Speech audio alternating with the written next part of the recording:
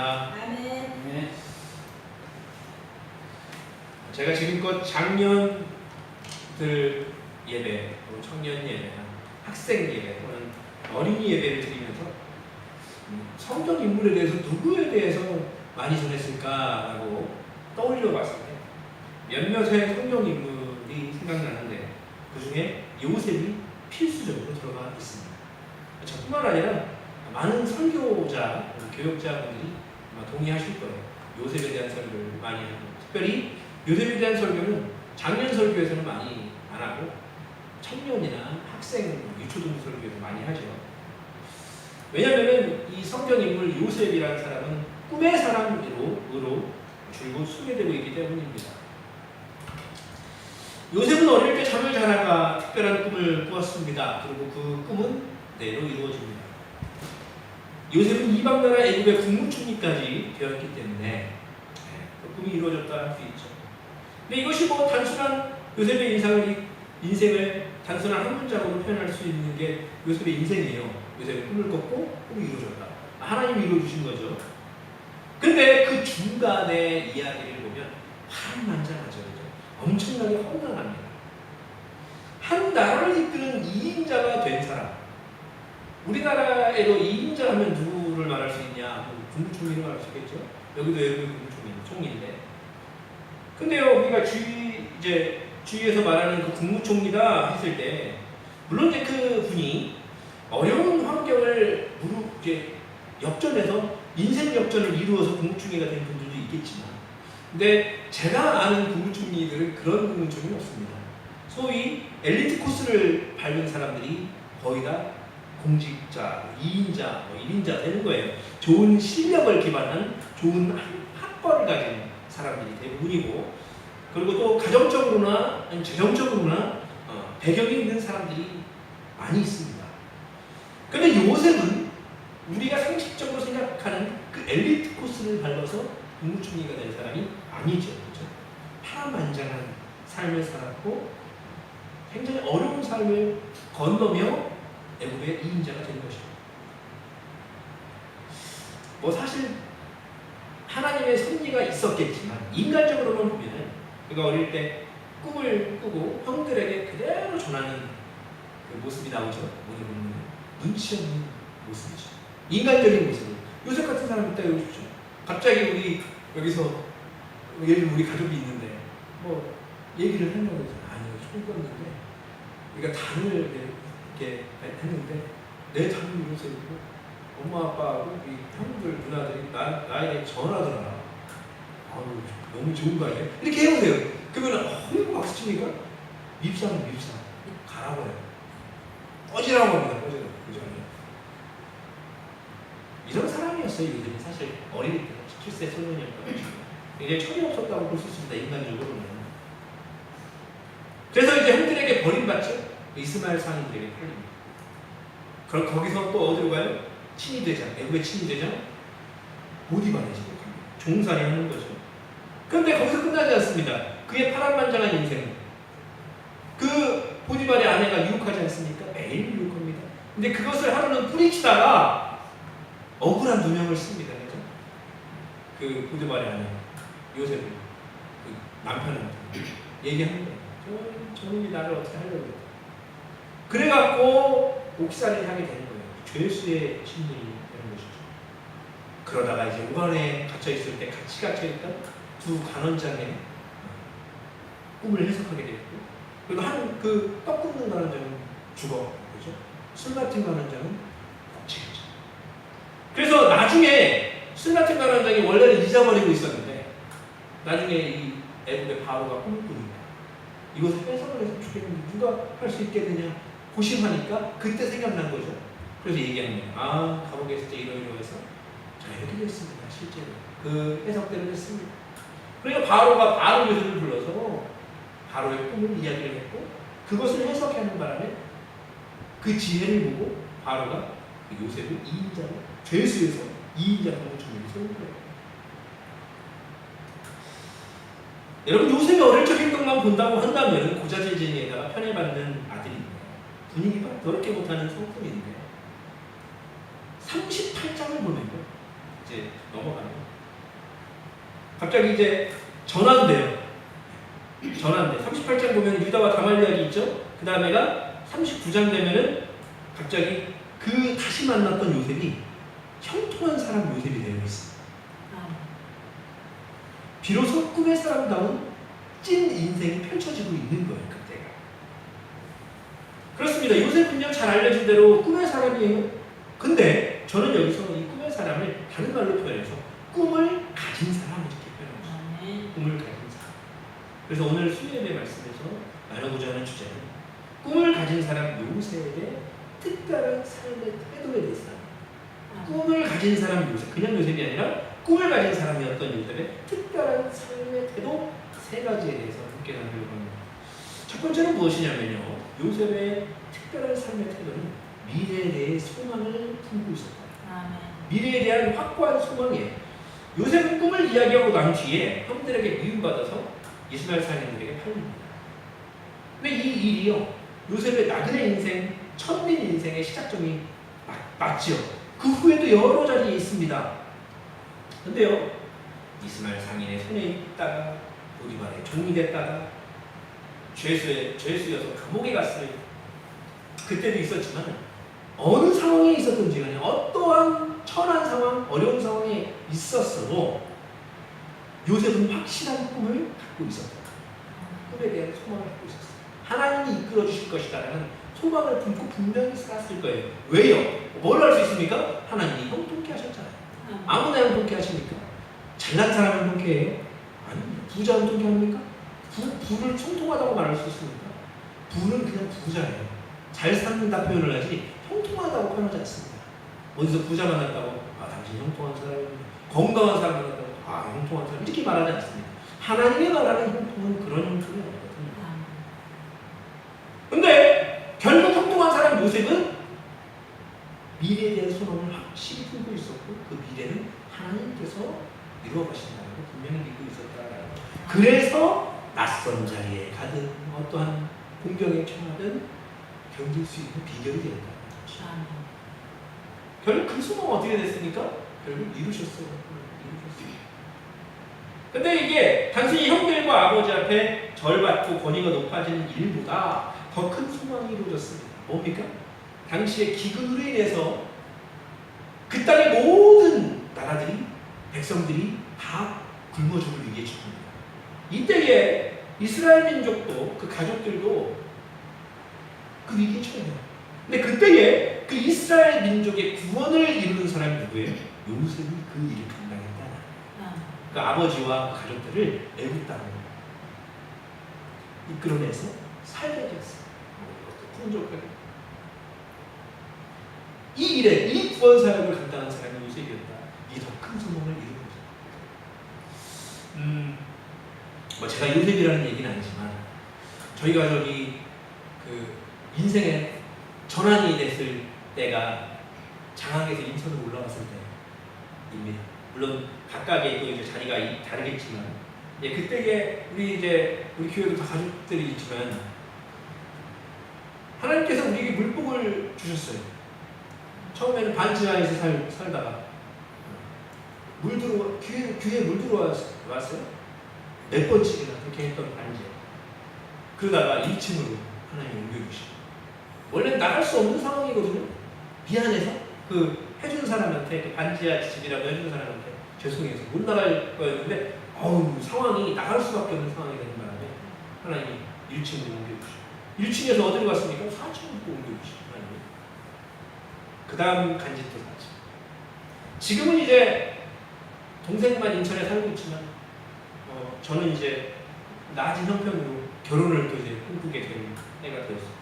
지금 이제 저도 이제 결혼을 해서 다은이와 함께 가정도 이루고 또 부모님과 형님과 가까이에서 함께 살고 있습니다. 얼마나 좋습니까? 또한 인복도 주셨습니다. 어떤 인복 주셨어요? 저희 형님에게. 형님 장항에서 서울로 그쪽에서 옮기면서 누구를 만나게 하셨습니까? 저희 형수님을 만나게 하신 거예요.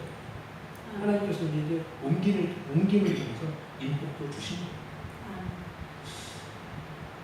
오늘 말씀을 듣는 우리 성도님들 혹시 무언가 확실한 소망, 확실한 꿈이 있으십니까? 그것이 작은 일이든 큰 일이든 뭐 개인적인 일이든 가정사랑 어떤 공동체와 관련된 일이든 교회와 관련된 일이든 여러분 다가올 미래에 그 꿈을 품고 믿고 하나님께 의지하고 나가면 하나님께서 반드시 그 꿈을 이루실 거라는 확신을 갖고 살아가는 저 여러분 되기를 원합니다. 하나님이 이루어주십니다.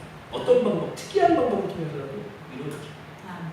하나님한테 누가 어렵다 그럼 다른 가족을 부하게 만드셔서라도 채워주시는 거예요. 그게 하나님입니다. 그래서 로마서 12장 12절에 말씀하십니다. 소망 중에 즐거워하며 환난 중에 참으며 기도에 항상 힘쓰며. 소망이 있는 사람은 또 꿈을 가진 사람이 즐거울 수 있습니다. 즐거울 수 있습니다. 누구 안에서요?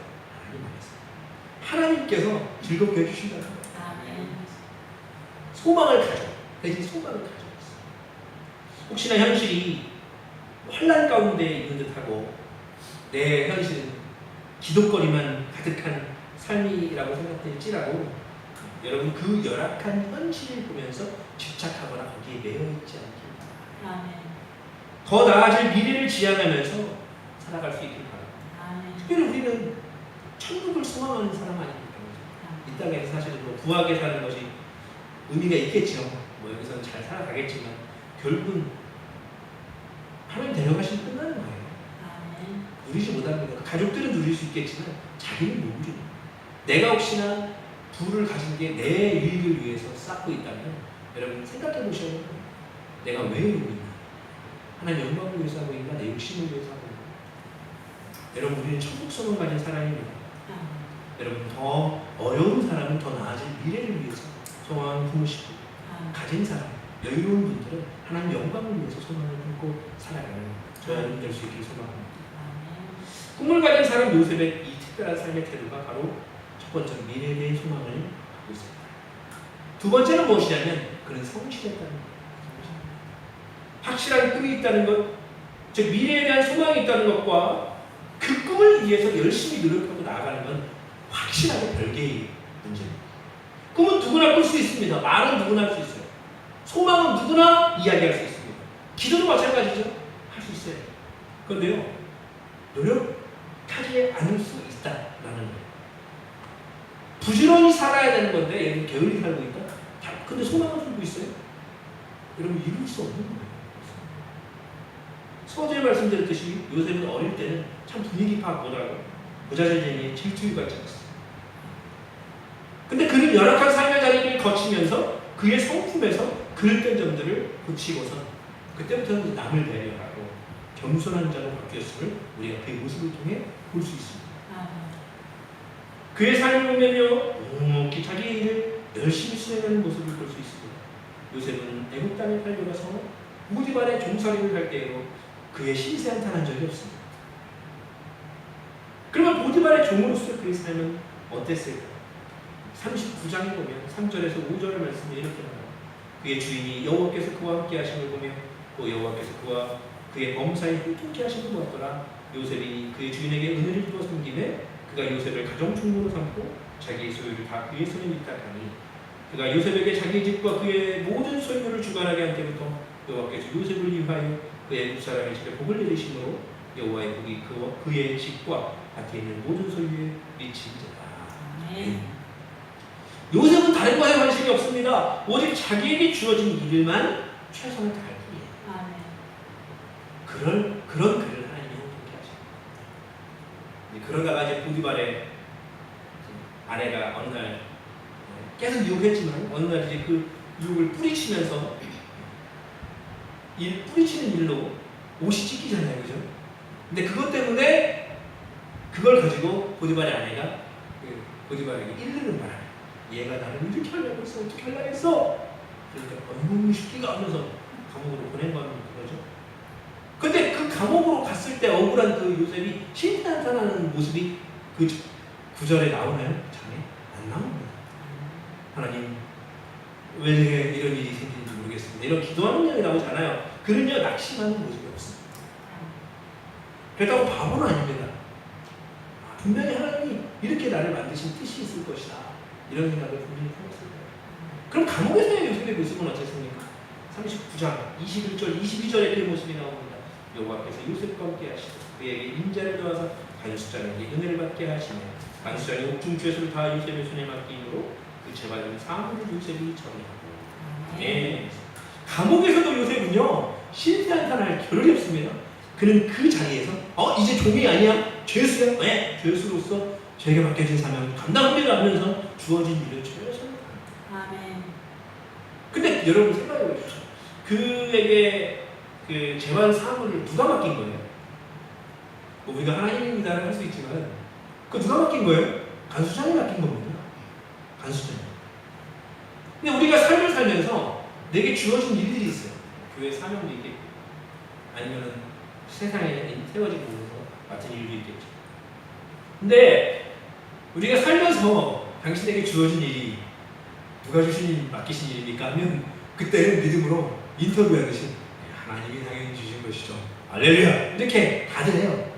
근데 이거를요 어떤 사람이 내게 시킨 일이라고 우리가 생각할 때가 더 많지 않습니까? 솔직히 세상에 일할 때 사실 사역할 때도 그래요. 부교역자로 사역할 때 저도 부교역자로 사역했지만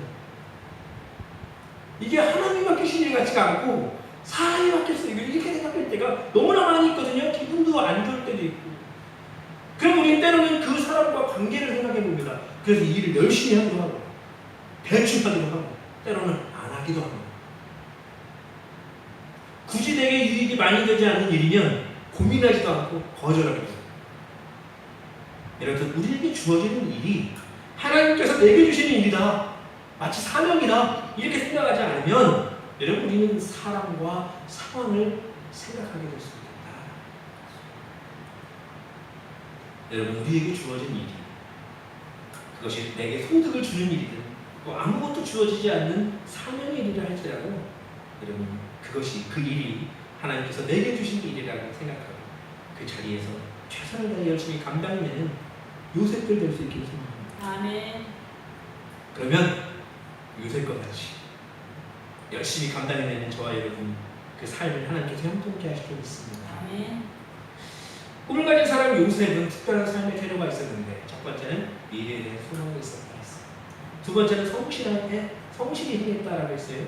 마지막 세 번째는 무엇이냐? 바로 호람데오의 신앙. 호람데오. 호람데오라는 것은 하나님 앞에서라는 말이죠. 신전의식. 하나님 앞에 내가 있습니다. 이유가 요셉은 이스마엘 상인들에게 팔리던 때에 그리고 보디발의 종으로 살아갈 때에 그리고 죄수로 옥에 갇혀 살아갈 때에 마치 꿈과는 반대로 흘러가는 듯한 모습을 봤을 거예요. 자기 환경 가운데에서. 분명 내가 어릴 때 꿈꿨던 것은 좋은 의미의 꿈이었는데 적어도 나한테는 좋은 꿈이었는데 근데 식상한 요셉의 권위가 자기 권위가 높아지기는커녕 나락의 길을 계속하고 있는 거죠. 그럼에도 불구하고 이 확실한 꿈을 가진 요셉, 그 요셉은 생각했을 거예요. 이 꿈은 하나님께서 이루어주실 거예요. 요셉은요, 요셉의 삶의 모습을 보면 하나님이 그를 감찰하고 계시다라는 것을 늘 고백했습니다. 보디발의 아내가 늘 요셉을 유혹했다 했잖아요. 그런데 요셉은 계속 그 유혹을 뿌리칩니다. 그러면서 확실하게 이야기를 해요. 39장 9절 10절에 이렇게 말합니다. 이 집에는 나보다 큰 이가 없으며 주인이 아무것도 내게 금하지 아니하였어도 금한 것은 당신뿐이니 당신은 그의 아내이니 그런지 내가 어찌 이 큰 악을 행하여 하나님께 죄를 지으리까? 예언이 날마다 요셉에게 청하였으나 요셉이 듣지 아니하여 동침하지 아니할 뿐더러 함께 있지도 아니하니라. 요셉은요 하나님 앞에 죄를 범할 자리는 함께 있지도 아니했다 했습니다. 왜요? 하나님이 그를 보고 계시기 때문에 CCTV죠. 또한 자기 영광을 받을 수 있는 자리에서도요 자기가 영광을 받을 수 있는 그 자리에서도 하나님을 드러냈어요. 창세기 40장 8절에 요셉이 그들이 그에게 이르되 우리가 꿈을 꿨으나 이를 해석할 자가 없도다. 요셉이 그들에게 이르되 해석은 하나님께 있지 아니하니까 청하건대 내게 이르소서. 관원장에게 이야기할 때도 그렇고 또 바로에게 이야기할 때도 그렇고 그는 이것이 내가 하는 것이 아니라 제가 섬기는 하나님께서 하십니다 라고 선포하는 거예요. 요셉이 애굽의 총리가 되는데 결정적인 장면이에요. 요셉은 바로의 꿈을 해석하기 전에 이미 두 관원의 꿈을 해석했습니다. 그런데요, 그 해석은 자기 능으로 한 것이 아니라 하나님께서 하시는 것이라고 얘기했고, 자기 영광을 드러낼 수도 있었음에도 불구하고 그 기회를 잡지 않습니다. 다른 말로 말하면 그 기회에 자리를 피했다라는 거예요. 우리가 영광받을 만한 자리가 있어요. 그러면 은근슬쩍 그 자리에 들어가고 싶은 마음이 있지 않습니까? 그럼 내가 저기 가면 박수 받아. 근데 안 가는 거예요. 이것이 바로 요셉의 믿음입니다. 내가 가면 박수 받으면 좋죠. 그러나 하나님과 가린다. 이거 하면 안 가요. 근데요, 그가 거기서 선포할 때, 하나님 높일 때 어떻게 되느냐? 사람들이 하나님의 능력을 보았습니다. 하나님께 있습니다. 말씀하십시오. 에이, 내가 이방신을 믿는 너에게 어떻게 얘기하느냐? 에이, 됐어. 난 네가 은사 저녁 있는 줄 알았어. 저리 가라. 그렇게 하지 않았습니다. 그들이 그러냐? 내가 얘기하겠다. 해석 좀 해줘라. 그럼 그 자리에서 그들이 그렇게 했다는 건 뭐예요? 그 요셉의 말을 믿었다는 거 아닙니까? 그러면 그가 섬기는 하나님의 능력을 보는 거예요. 그럼 그는 그 자리에서 하나님께 영광을 돌리는 거예요. 마태복음 23장 12절에 누구든지 자기를 높이는 자는 낮아지고 누구든지 자기를 낮추는 자는 높아지리라. 아울러 또 야고보서 4장 10절에 말씀하십니다. 주 앞에서 낮추라. 그리하면 주께서 너희를 높이시리라. 여러분, 저와 여러분도 늘 하나님 앞에 있음을 고백하는 호람되고 신앙으로 살아갈 수 있기를 원합니다. 실망스러운 삶의 현장이라고 해서 낙담에 그치거나 하나님을 원망하지 않아야 되죠. 그리고 죄악으로 들어서게 하는 유혹을 분별하고 감찰하시는 하나님을 고백하면서 과감히 뿌리치는 결단이 또 있어야 될 것입니다. 하나님께서 저와 여러분의 삶을 다 아십니다. 형편을 다 아십니다. 호람되고 하나님 앞에서 온전한 믿음으로 살아가기를 원하고 실천하는 저와 여러분의 삶을 하나님이 요셉과 같이 이끄시고 세울 줄 믿습니다. 말씀을 정리하겠습니다. 여러분, 우선적으로는요, 하나님께서 주시는 확실한 꿈을 하나 이상씩은 꼭 가지시길 바래요. 에이, 나는 이제 나이도 지긋한 노년인데 내 꿈이 어딨습니까? 아닙니다, 여러분. 작은 꿈이든 큰 꿈이든 하나님께 영광될 꿈을 갖고 사셔야 돼요. 우리가 꿔야 될 꿈은 내가 욕심 부려서 내가 부해지는 꿈, 건강해지는 꿈, 이게 꿈이 아닙니다. 우리가 꿔야 될 꿈은 뭐예요? 하나님께 영광이 될 꿈을. 그리고 요셉과 같이 미래에 대한 소망을 품고 하나님께 세우신 곳 어디에서든 최선을 다하여 일하고 생각하기를 바랍니다. 그리고 무엇보다 하나님 앞에서 그분을 높이며 살아가는 저 여러분이 되었습니다. 오늘도 무언가 꿈을 이루어가는 하나님의 손길을 경험하는 신앙의 여정이 되시기를 간절히 소망합니다. 네. 기도하겠습니다.